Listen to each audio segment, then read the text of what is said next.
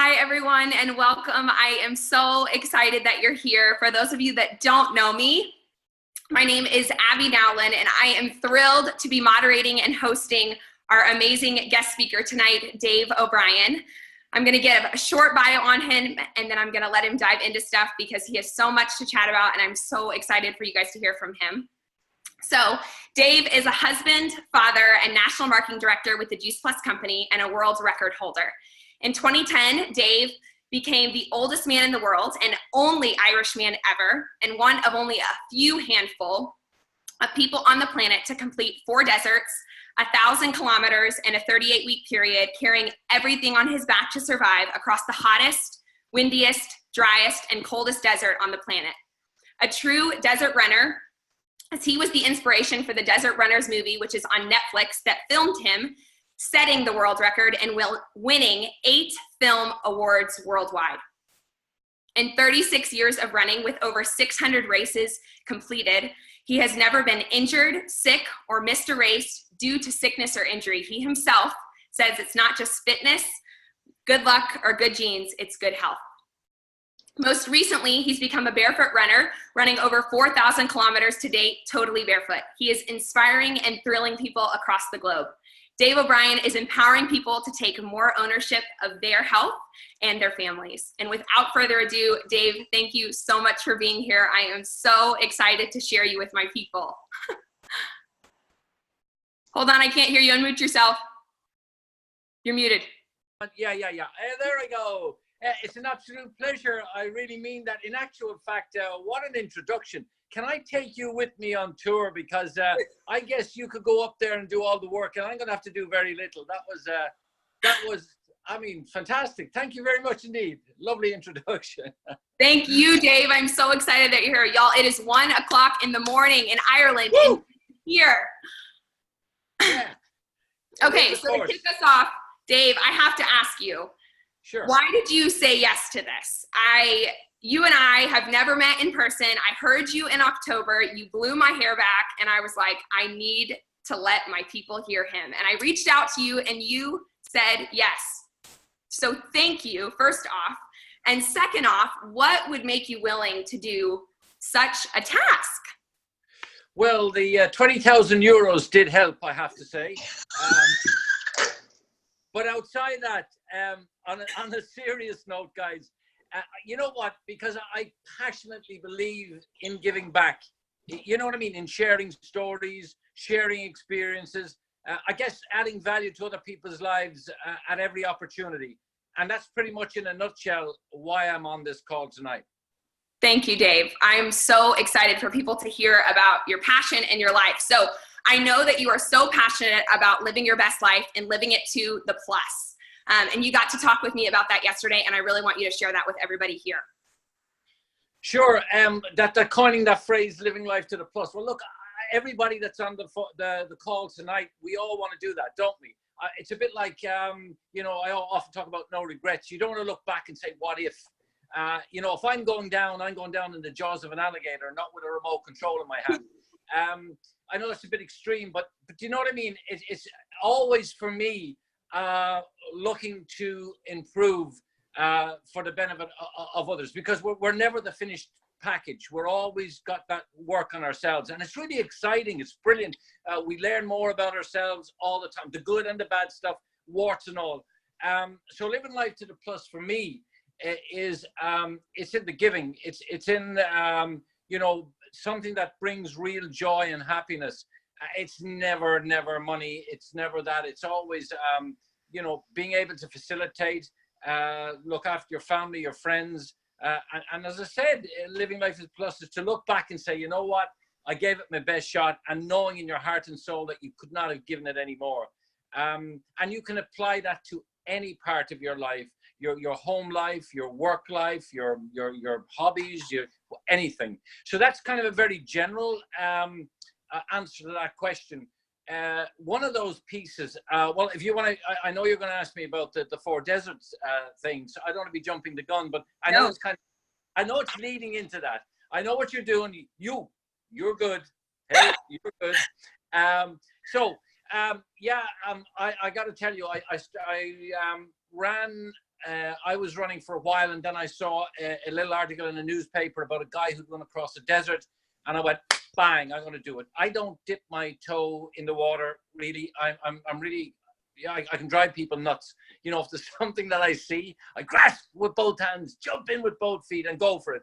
And that has got me into trouble, of course. But also, it means that I'm passionate about I just go for it.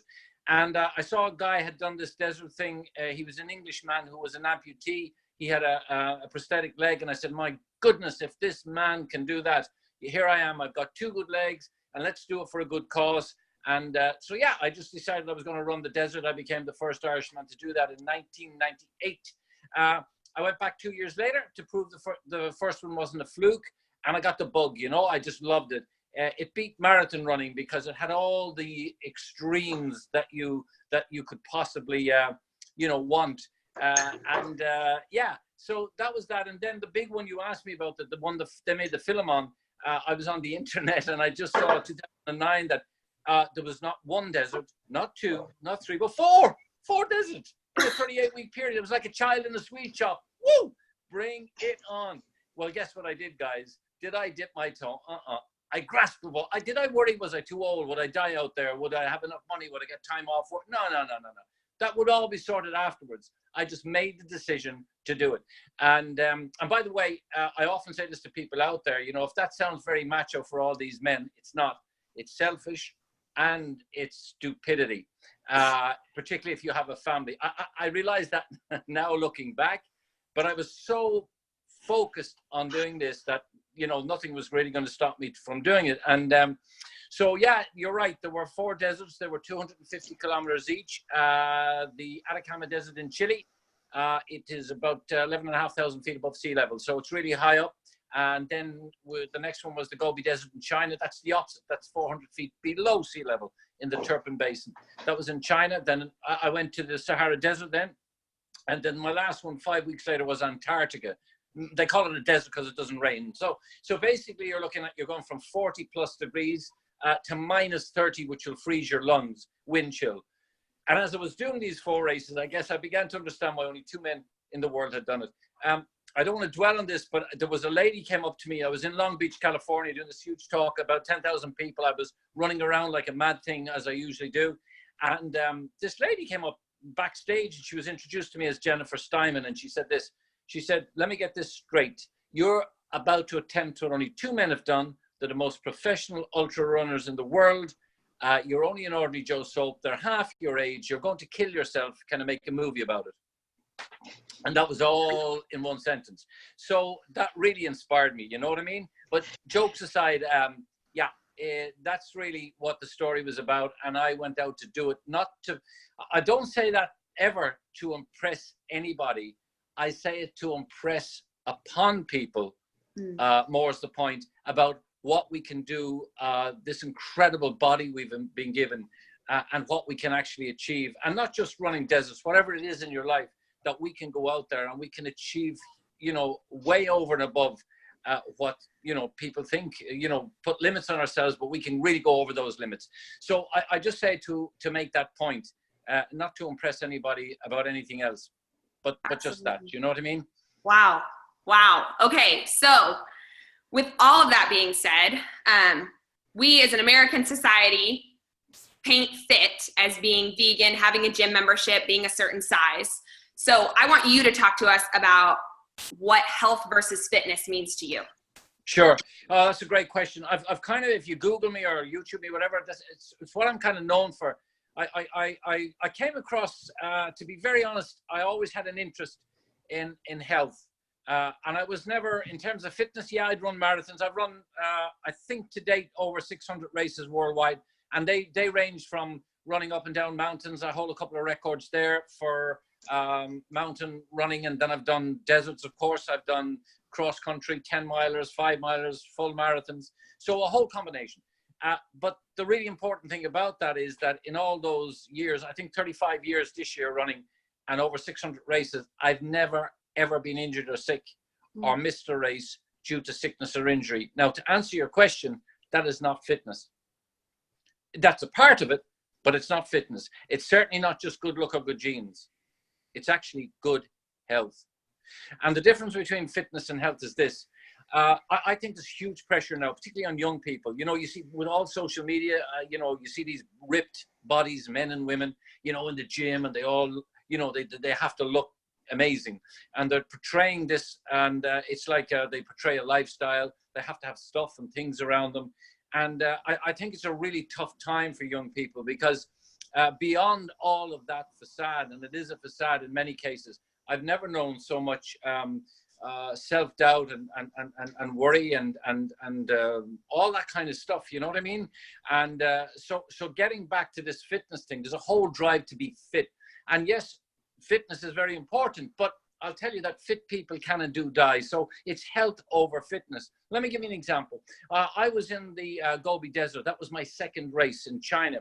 And about 4 days into the race, we had a long day. So all these races, you do a marathon day one. The next day you get up, you do another marathon. The next day you go up, do another marathon. The next day you get up, you do another marathon. You carry everything on your back, of course. The next day you get up and you do 2.5 marathons. That's the long day. Okay. So on the long day, you're there 100 to 110 kilometers.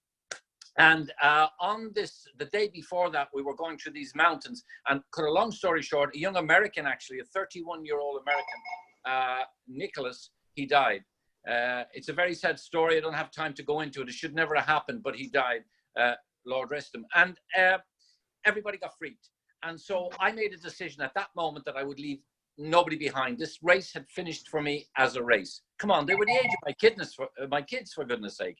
So the following day, we had this long day, the 110-kilometer day, and people were really nervous and whatever. So anytime I came across any young person, male or female, I would make sure they were okay. I would bring them to a checkpoint. I would stay with them till another runner came. There was no way I was going to see this on my watch. They would have done the same for me. It was no big deal. Anyway, as I go along, I'm on my feet at this stage for maybe 20 hours nonstop.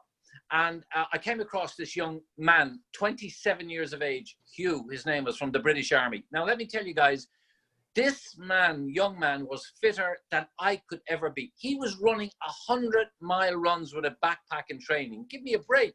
I never ran 100 miles in training in my life. I never even trained with a backpack. And this guy was super, super duper fit. And here he was on his hands and knees, nobody around. We were on our own. For as far as the eye could see, it would freak you out. And I knew he was not well. So here's the deal. I had to get this man to safety. And we were about 5 hours from the finish. I guessed it was about 3 or 4, but it took 5 hours. Now, I couldn't carry him, but I put his arm over my neck, and we'd walk and we'd stop, and then I'd make him laugh, make him cry. I'd slap him, he'd slap me. Whatever happened, it didn't matter. I told him he reminded me of my eldest boy, which he did. He was my hero. He took all my pain away. Okay, so I get him in at the finish, and somebody takes a picture. And bearing in mind, I haven't slept at that stage for 27 hours. And so that was fine. And when I put that picture up around the world, I just come back from Brighton in the UK, and the Brighton Dome, a massive conference. I was just closing it. And I put up these big pictures on the screen. I'll be doing it in the States this year as well. I go to 2 places, Chicago and Providence, and Australia just before then. But I'll put this big picture up because I'm so fond of it, but it says everything. And I'll circle my face. I'm holding this young man up. His head is down. His arm is hanging. He's hanging off me, right? This guy fitter than I could ever be. And I put that picture up, and I get a laser beam, and I circle my face, and I say, that's health. And then I circle Hugh's head, and I say, that's fitness. And that, my friend, is the difference between fitness and health. And then I go on to explain at the cellular level exactly what I mean by that. You see, a lot of people, guys, out there, they just want to win, win, win, win. So what happens in sport, particularly at the high end, well, at all ends of sport, I guess nowadays, is winning is everything. So people tend to fuel their body to perform. Give me a break. I can get anybody to perform. I will give any one of you a gel, a powder. You go up, you come down, you go up, you come down, and then you stay down. They are quick fixes. They do exactly what they say in the tin, but it's short-term gain and long-term detriment to your body. I have never taken a gel, powder. I don't take this stuff. You don't need it. And if you want a short-term fix, if you want to get that sugar fix, okay, go ahead and do it. But the long-term effect is really, really not good. So I prefer to say, I don't fuel my body to perform. I fuel my body to repair. So the difference between fitness and health is when you are fit, you've got good cardiovascular normally. But don't forget that with the whole procedure, just exercising alone, you're burning food for fuel. The more you exercise, like the accelerator in your car, the more bad exhaust you produce. So believe it or not, is exercise good for you? Yes. It's good for your heart, your lungs, your cardiovascular, but it also has a side effect of burning all that food for fuel. You create free radical damage, and that's what we need to repair. And when you're healthy, you repair that. In other words, you feed your body, particularly plant-based food, because that's the only thing that heals it and repairs it. So an apple, a banana, all raw food, as much of it you can get into your body as possible. And then it gets to work to reduce that damage that was done through exercise. So I fuel my body to repair, and makes a huge difference. So I hope that's given. I mean, I've only skirted over that very briefly. There's a whole lot more attached to that, but I'm only giving my opinion. I'm an expert in nothing. As I said, I left school at 15 to a round of applause. They were only delighted to see the back of Dave O'Brien. But I'm giving you my, I'm 65 years of age now, but I'm giving you I'm running for 35 years. And I've done stuff to my body that no human being should have to do. And yet I'm healthy. My organs are perfect. I've got when they go and do all the checks on me, they see that all loads of areas that is somebody like half my age, and they don't know what's going on, and they're scratching their head. But I'm no different to anybody else. All I've done is I've tweaked a few things in my favor in my life, and I've concentrated on health over fitness. Absolutely. Oh my gosh. Wow. Thank you. Okay. So with all of that being said, when and at what point did you decide that you wanted to become an ambassador and an advocate for health versus fitness? And when did that light bulb go off for you? God, you're giving me some difficult questions. I mean, do you know something? You'd make a great television host, And can you tell me at what time exactly did you? Right. Okay. Here we go. Yeah, honestly, the health over fitness thing, that's a brilliant question. I was in the Sahara Desert, my first one in 1998.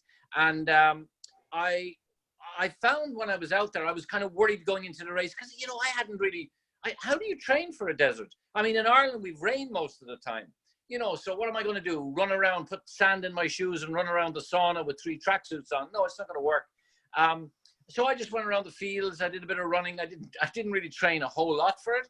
And I'm sure people were a bit worried that I wouldn't make the first day. Anyway, I got through it brilliantly. And I discovered that I was kind of like the tortoise in the hare. All these young guys were, they were flying off. But I've got like 6 days to catch these guys. And you do. You just pull them back, you pull them back, you pull them back. And that's because it's all about pace. It's all about, you got to pace yourself, but it's also about your recovery and your repair. And I couldn't understand, like some of these guys were in the army, there were special forces, there were Marines. And like, I was staying with them, I was helping some of them up, and I'm going, I'm the old guy here. I'm not at their level at all. And I began to question, what was it that was keeping me going? You know what I mean? Because I wasn't that fit. I was average, just average. And it intrigued me. I wanted to know more. And the more I did, the more I performed. I performed extremely well. I wasn't sick.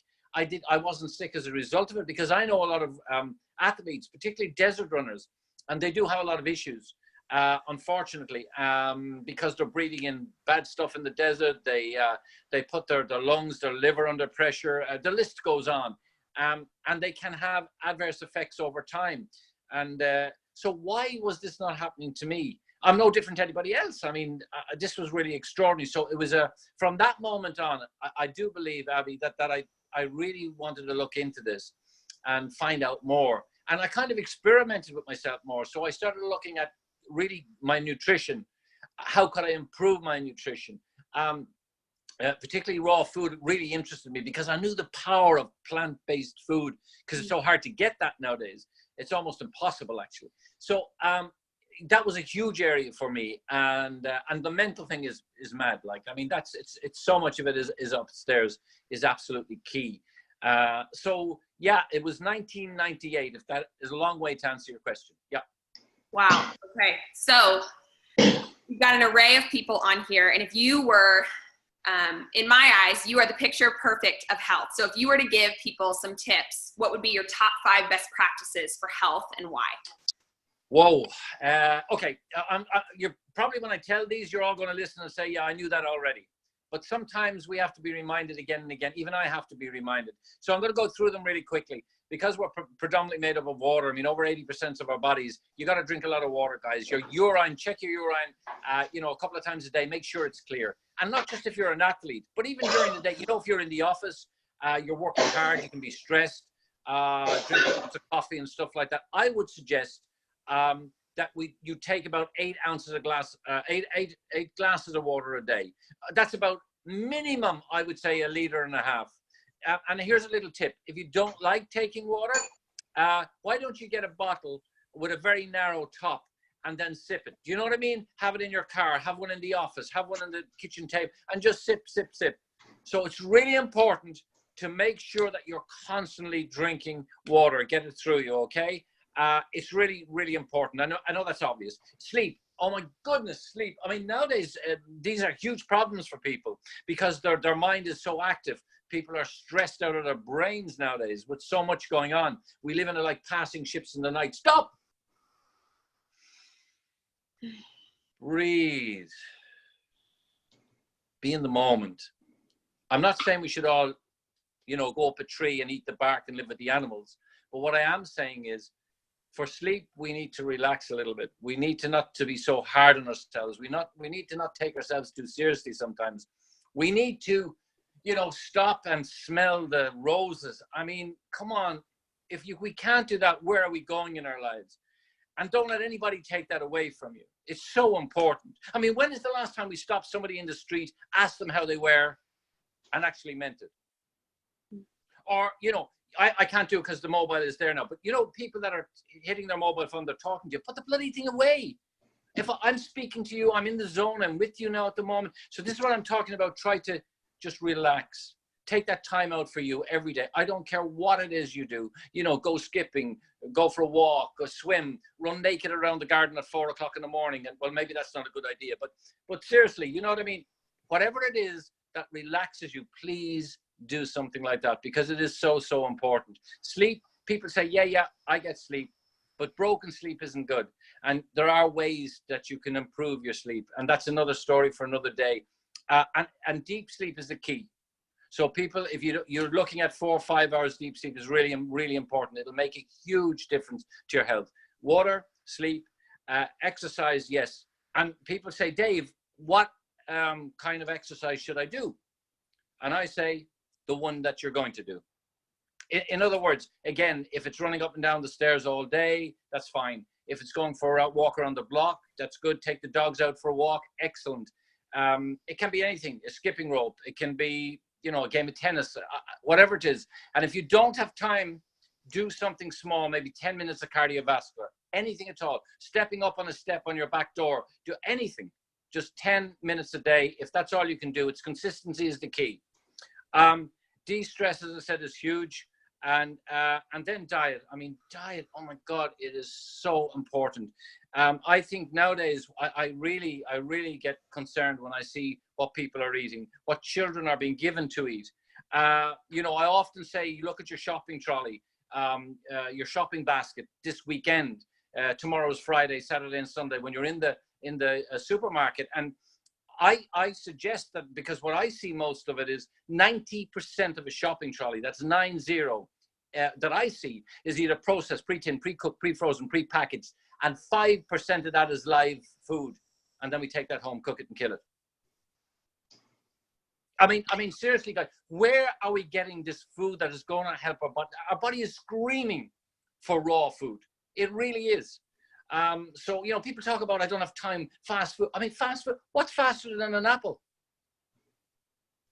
That's fast food. I've got 3 grandkids and my sons, and they're given little boxes with chopped up fruit and raw vegetables. And from the time I can remember, so their palates will acclimatize to it, so they get used to it. Of course, they were taking Juice Plus, the ladies, when they were pregnant, so the babies were being fed that raw food as well. But they will be the 5 main things: water, sleep, exercise, de-stress, and plant-based food is so important. Yeah. I love it.